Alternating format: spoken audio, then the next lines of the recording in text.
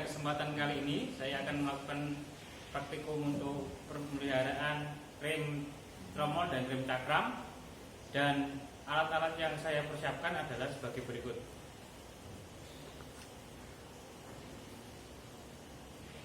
Alat-alat yang digunakan dalam pemeliharaan sistem rem baik cakram maupun tromol, ada penggaris ya.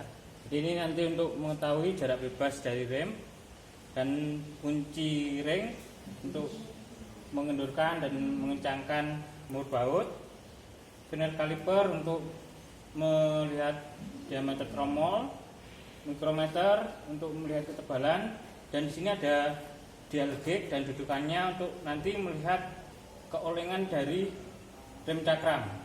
Dan ada manual book. Jadi di manual book ini nanti berpedoman spesifikasi dari hasil pengukuran, dan spesifikasi di manual book dicocokkan. Jika masih sesuai dengan spesifikasinya, maka tidak perlu ada penggantian. Kalau di luar spesifikasinya, ada penggantian ataupun perbaikan. Di sini juga saya akan mencatat hasil dari praktikum saya nanti. Di sini unit yang saya pakai adalah BPJMFI, dan BPJMFI ini menggunakan rem tromol pada bagian rem belakangnya dan rem cakram pada bagian rem depannya. Ini indikator yang ada di sini itu menunjukkan jika aus atau tidak. Panah dengan ini dan panah yang di bawah ini tidak lurus, berarti ini masih di dalam tromolnya tidak mengalami keausan. Kalau jika ini lurus, itu mengindikasikan sudah aus atau sudah habis kampasnya yang ada di dalamnya, brake shoe-nya sudah habis. Selanjutnya saya akan melakukan pembongkaran untuk rem tromol untuk memeriksa brake shoe atau kampas dan diameter tromol.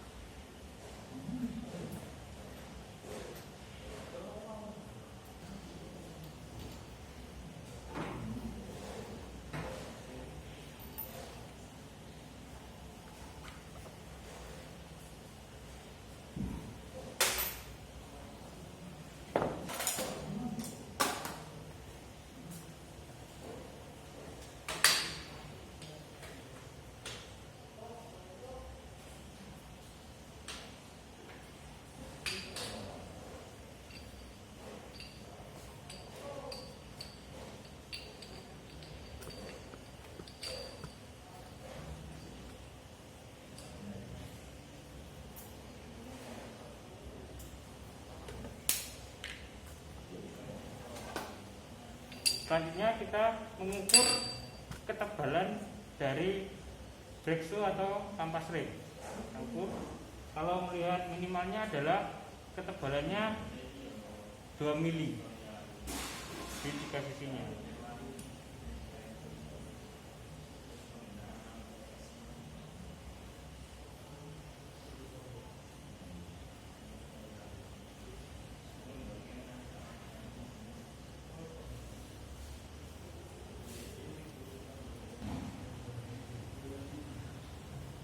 Ini ketebalannya 3,40, di tengah ini 3,10. Jadi didapat ketebalan kampas dari kampas rem ini adalah 3,30 dan minimalnya adalah 2.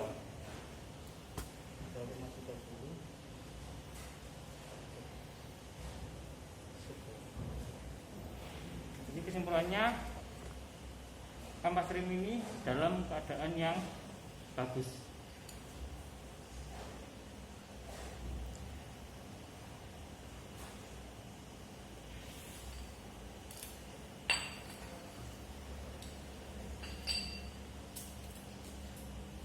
Selanjutnya yang diukur adalah diameter dari tromol. Tapi sebelum diukur kita harus bersihkan dulu.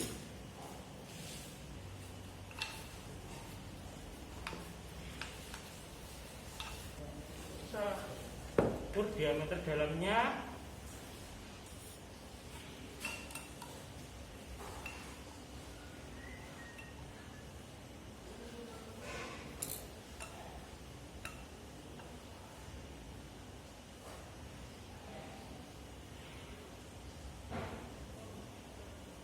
Diameternya adalah 129,52.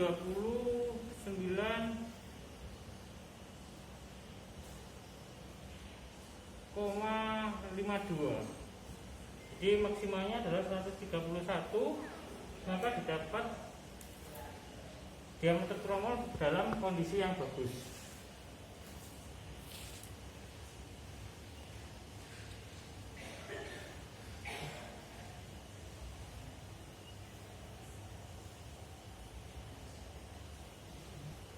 Selanjutnya kita pasang kembali untuk rem tromol ini, dan selanjutnya dilakukan penyetelan jarak bebas.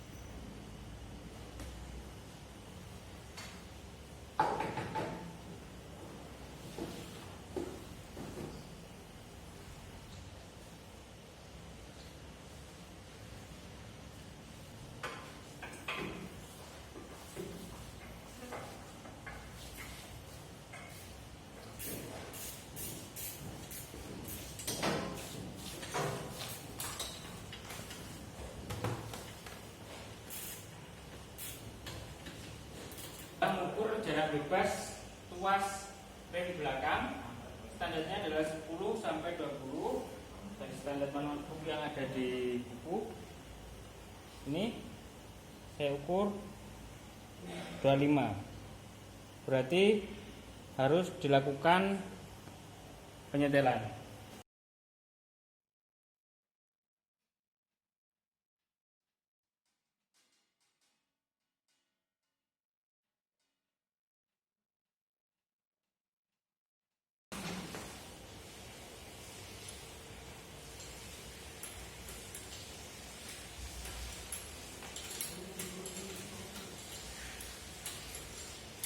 Pengukuran adalah 16 mm, berarti sudah standar.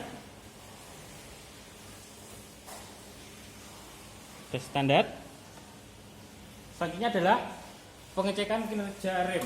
Jadi ketika diputar di rem, ini tidak ada suara aneh dan pekerjaan rumah di rem. Selanjutnya adalah pengecekan dari sistem rem cakram pada roda depan Honda Beat. Yang pertama adalah mengecek kebocoran sistem rem.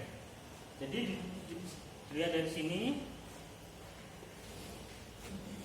dan di sini tidak ada kebocoran pada sistem rem cakram. Yang kedua adalah jumlah minyak rem ini di atas dari batas lower, berarti dalam kondisi yang bagus.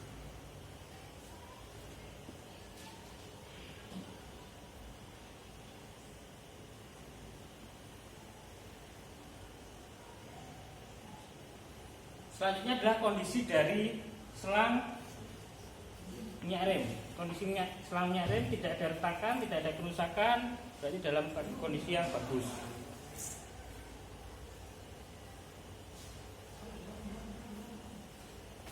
Selanjutnya adalah pengecekan rem cakramnya. Jadi kita dibongkar unitnya, dilihat ada keretakan, ketebalannya dan keolingannya berapa. Sekaligus melihat ketebalan dari brake pad atau kampas rem.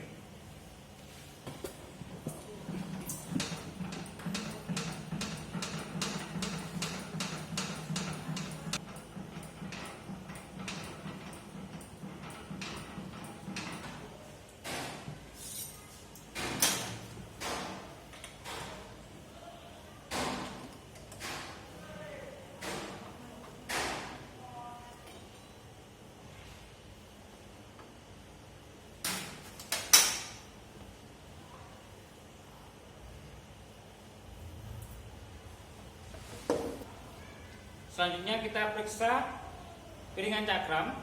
Secara visual terdapat kerusakan atau keretakan atau tidak di dalam piringan cakram. Setelah dicek dalam kondisi yang bagus, tidak ada retakan atau kerusakan cacat di piringan cakram bit.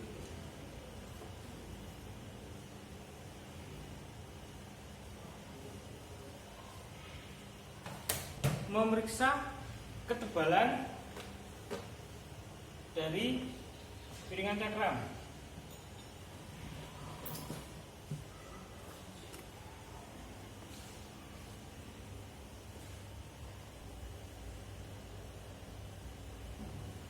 Ini 3/32. Berarti piringan cakram ini dalam tebal yang masih bisa digunakan, masih layak dipakai. Selanjutnya adalah pemeriksaan keolengan. Sebelum diperiksa keolengannya, kita bersihkan dulu, bersihkan lagi karena kotoran.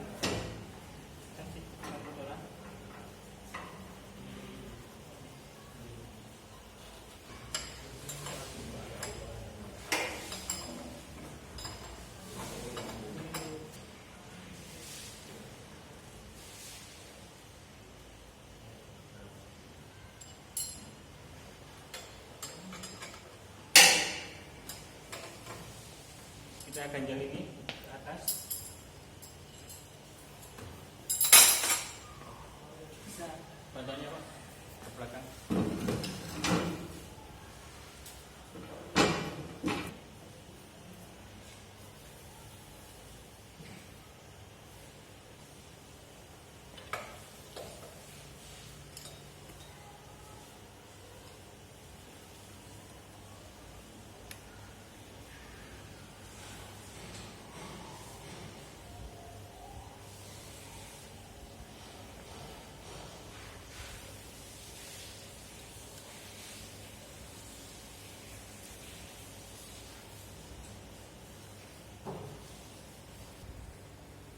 Batas keolengannya adalah 0,30.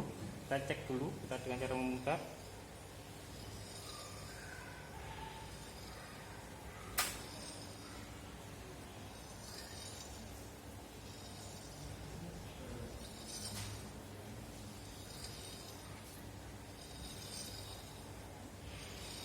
Nol koma 11 atau 0,1 dalam kondisi baik. Dan selanjutnya kita cek kampas remnya.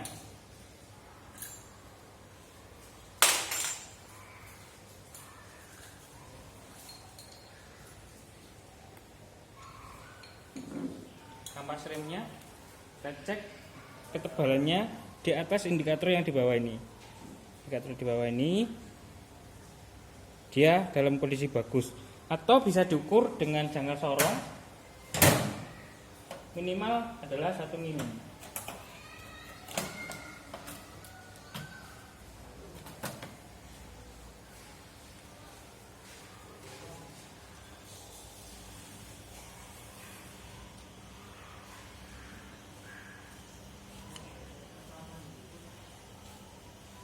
Empat koma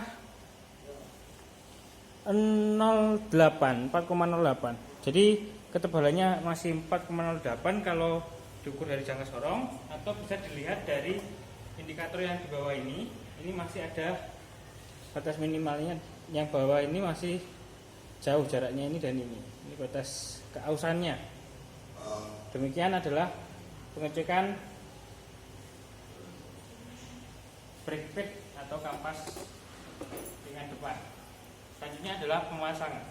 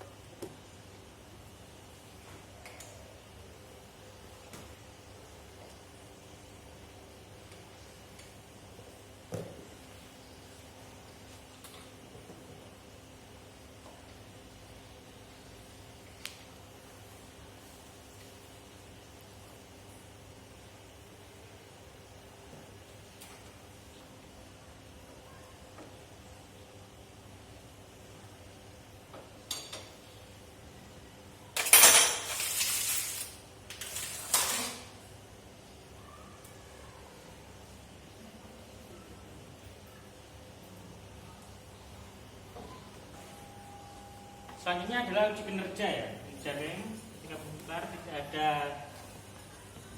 suara yang aneh dan berputar dengan lancar. Dan ketika direm dia langsung berhenti. Rem bekerja dengan normal.